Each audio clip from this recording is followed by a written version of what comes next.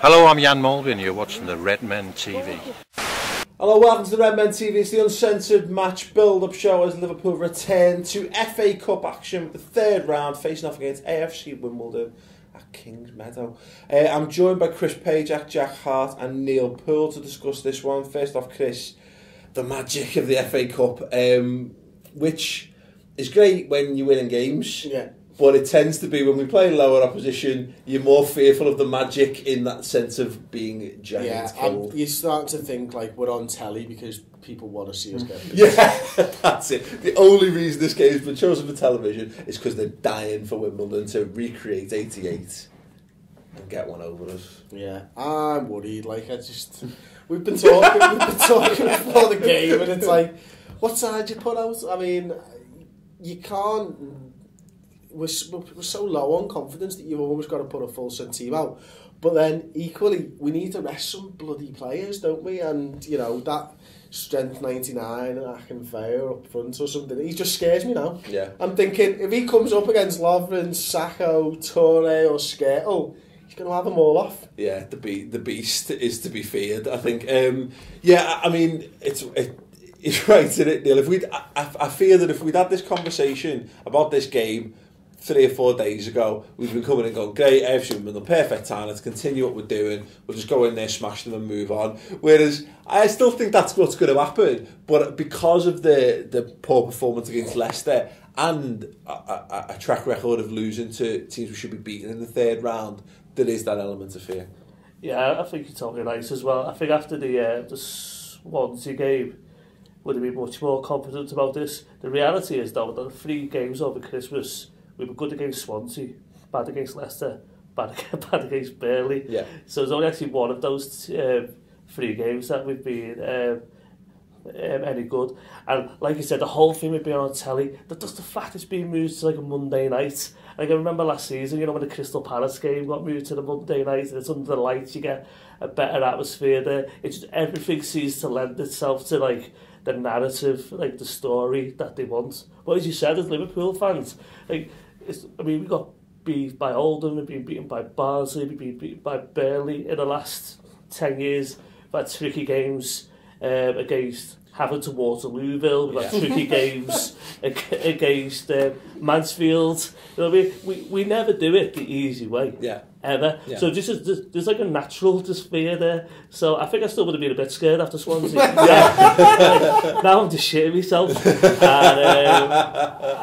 And as for the team, I'm at full strength. Honestly, I don't give a shit about resting anyone because I just think anything less than full strength, I just got a bad feeling about it. You add to this, I remember being a kicker up and it was losing to Bolton, losing to one of the Bristol sides and all. The FA Cup third round is fucking horrible. But you get past it and things start to look up. I think what's going to be most annoying about this fixture, Jack, is that it's, as I've mentioned at the top of the show, it's going to be used as an excuse for them to reel out all the 1988 players, to start showing all the clips of that again. Dave Besson saving penalties and all that shite. Lonnie Sanchez being an excuse to get him. You'll have to listen to him talk again, which is a nightmare. Well, I know that BT have been plugging their Wimbledon documentary for weeks, and during the first half of the United game yesterday they were non-stop talking about it, and that's even, you know, they were doing that a few months ago even before this fixture was announced, so the fact they've got a big fixture just means it can come out again. But you can understand why everyone's excited about that, you know, it's what happens, isn't it? But I do agree with Neil there on the touch of panic about the game. It's one you do worry about, and as you said, the crowd are going to be up. There'll be some strange retro object in the crowd making a noise, just getting pumps up. And vintage. That'll be Lonnie Sanchez. Yeah. Dennis Wise sat on his dad's shoulders. You just sense that there'll be parts of the game that are completely uncomfortable. Yeah, completely. It's weird. AFC Wimbledon are a very weird one because I've got like me football romanticism. I've got a real soft spot for them because of the way they were formed and in the adversity and all that kind of stuff, and the connections to Footy Manager and all that back in the day. And they were my Football Manager handheld team of choice back in 2013. Like, so, you know, how did you come to that decision? Because of the story of them. I like that. If there's a team that in principle, the idea of them I want to see back in the top flight. Look, Wimbledon that were in the Premier League would have awful football club. Yeah. Awful football club. Dreadful football, dreadful players, dreadful attitude. I hated playing against Wimbledon, and when they went down, they were anti-football in the purest of sense, but there was something joyous about that. Allardyce is taking that mantle on himself. Absolutely, well, Mourinho was taking it to the world stage, hasn't he? But you know, there was something about Wimbledon, and you know, I like the fact that a club being restarted, being brought up the way they've been brought up. I want them to succeed. When they played MK Dons in a couple of years ago, I really wanted them to turn them over, and it never happened ultimately. But I've got a soft spot for them all, but also no, because they are the spiritual successors to that team that beat us in the 88 Cup final, and I remember that was one of my first footballing memories as well. I remember 89. I count 89 as my first season, but I remember the FA Cup in 88 quite vividly and being rather upset. So, you know, I do hold that against them. Just going back to the footy manager thing, did you play a short passing game with them? Did I? Balls. Long ball, all day long. Big target man. Like, I ended up with Mandzukic and Torres up front, like, so it was a big man, pacey man to get him beyond the air. This is well more interesting to talk about the FA Cup. Yeah, it's because we know more about this than we do about AFC Wimbledon. You know the whole story though, like sort of that everyone's waiting to happen and everything. There is like a little sting in the tail of like the sort of the little sub story that people probably haven't picked up on, is that Shea OJ we actually got from MK Dons. So you know, you never know, he could come on and score the winner or something. It'd be like when you know, we were playing Chelsea and everyone was waiting for Torres to score against us, and then what actually happened was Glenn Johnson, the ex-Chelsea player, scored against them. Yeah. So now I've said it in public, it might not happen. Like. we'll just edit that out. Everyone will know what we're laughing at. We'll blank that out when it doesn't work out post-match. We'll just delete this video after the fact. Let us know your thoughts on that, on the old AFC Wimbledon story and what have you, and your thoughts on them. And what I do actually, I remember, because I've got a friend of mine who's a Kingstonian fan, and they're a shit team, to be fair, but what they did have was their own ground until Wimbledon came and bought it off them. So they went for I think the song ended up being shit team, no ground, which helps. But yeah, so there's a real local bitterness there towards them. So let's hope some of the Kingstonian fans are on our side randomly for this game, throwing rocks at the team bus or something. It's not going to happen, but you know, we live in hope. Okay, I'll do Liverpool approach this game. You've all hinted at being terrified at actually naming a side. So I've got a side. You've got a side. Throw it out there for us, Chris. Lob it out. Made in your leg. Yeah. Skertel, Lovren, Sacco, Manquillo, Moreno, Gerrard with Rossiter in the centre. Fuck off. Go on. Yeah. Berini, Lambert and Markovic. Okay. That's it. No. No. It's a strange one, isn't it? Because I actually think the team selection we had for the Bournemouth game is as clear an indication of any as how we'll approach this game, I think. And I think we will go as near to what we've seen in the last couple of weeks as anything. I know you've gone for the same general system there, but I can't see Lucas not starting. I can't see Sterling not starting up front. I would be amazed if Chan didn't continue, or someone similar to that didn't continue in that back three. I wouldn't be surprised to see Markovic come back in, certainly. But you know, it's definitely for debate. I want to see personally. I want to see it, as mentioned. I want to see Ojo get a chance. If we're going to freshen it up any, I wouldn't mind seeing him get a look in just to see what he can do, really. But I'd hope we can replicate what we did against Bournemouth, certainly. I mean, go on, Jack.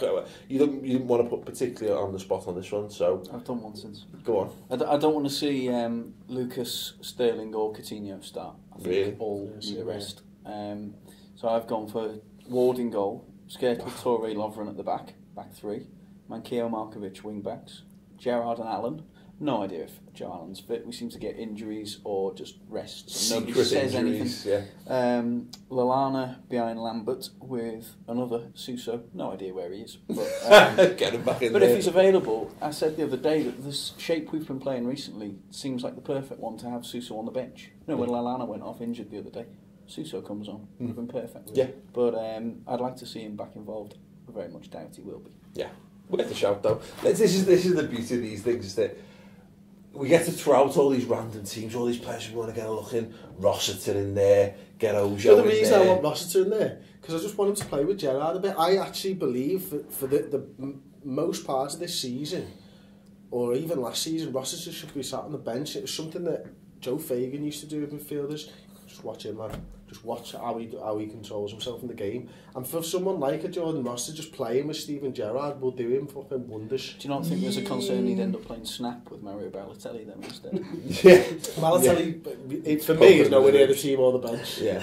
No, to be fair, the way I can say with that is it's in pure nostalgia terms great, but really what that would be is Jordan Rossiter would be charged with carrying Steven Gerrard's weight and doing Steven Gerrard's running for him in that game, which is potential to destroy the young. No. You see, it's completely the opposite, because it's like when you used to wear a t-shirt when you went swimming, and then you're fucking dead heavy. You take it off and you're like fucking Superman flying down the pool. Like that's exactly what it's like. Right. Okay. Cool. But I actually think for the flip side, I actually liked Lucas and Rossiter in the League Cup game. If he was going to do, I'd rather have someone who actually has the ability to get Rossiter out of the shit if he does something, you know what I mean, inexperienced that he's kind of, I think those players should be involved. I think, you know, the level at Wimbledon are at, you know, they're like 11th in League Two at the moment. If the likes of Ojo and Rossiter can't come in and do a job against these, then what level are they actually? The problem we've got, I think, is more to do with every time we do make changes. I don't think it's to do with the players can't do it. It's the performance is always massively disjointed, and it's not that the players can't do it, but the other senior players never fucking step up and help them out. So let's basically just play the same team that we played against Swansea. If we want to get through, if we hope that we replicate the performance. So this is what I'm going to say. I mean, I will play Lucas because we need someone to shield the defence. I would play Coutinho because we need someone to create goals, and I would play Sterling because we need someone to score them. Yeah. And I see the rationale totally between resting those players, but I don't have enough faith in our team to actually get through without those players. And I know it's very much the sort of the pundit on Sky and Match of the Day sort of approach that I don't always agree with, but with this one I'd rather play with the strong side, hopefully sort of get in front and then give those younger players the opportunity later on. But that never works for us either, Neil. I know, but I'm just nothing ever works. No, nothing ever works for us. We are close to getting back to a regular routine, aren't we? After this game, we're back to normal in terms of the fixtures. So there is a case for leaving a stronger team out. I think we've just got to, and I think that the Bournemouth, I go back to it again, Bournemouth are much better team than AFC Wimbledon as well. But what we've been lacking in is that goal scoring threat, but I like the way that we've generally played football in that system and with Sterling up front, and I think it'll work better against players who aren't as good. You know, I think we should just continue doing what we're doing. If he believes in that system and that approach, I can't see him making sweeping changes, because changing the centre forward quite simply changes the entire way that we play at the minute, doesn't it? It may be one of those where the team sheet picks itself less by ability but more by attitude of the players and having the right personalities in there, because not for 1 second could we go into this game and be complacent. We need everyone who's on that pitch needs to sort of take it very, very seriously. And the reality is this is an opportunity for us this season is to win the FA Cup. Because, I mean, I'm not too sure about the Champions League place, but you know, the FA Cup's there every year and it's up to be won. And, you know, on paper, it should be an easy game. So you just need the right mentality going into it. I think, you know, with your Sterlings and your Coutinhos and all that, do you need a rest? Absolutely. But I think we need to just go and try and blow them away.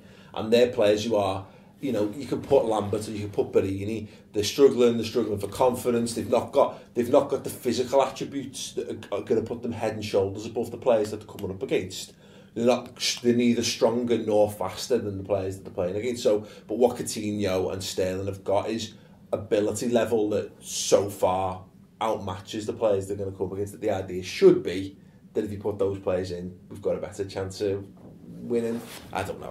That's how I would go with it. But let us know your thoughts in the comments below. You know, do Liverpool give opportunities to some fringe players? Do we go for do we give a chance to the likes of Barini and Lambert and trust that they are still better than the players we're going to come up against and have them hopefully lead the line? Let us know your suggestions in the comments below. Score predictions, Neil. I think we'll concede, but I think we'll win. I'll go 4-2-1. Okay, Jeff. 4. Oh yeah, I see. For us. 3-1 away win. If he puts my side out, 4-0.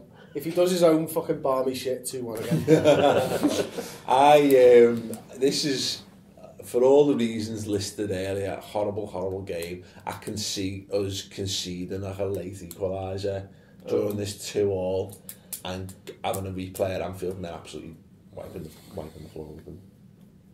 Don't need extra games, do we? No, but that's exactly why it's going to happen.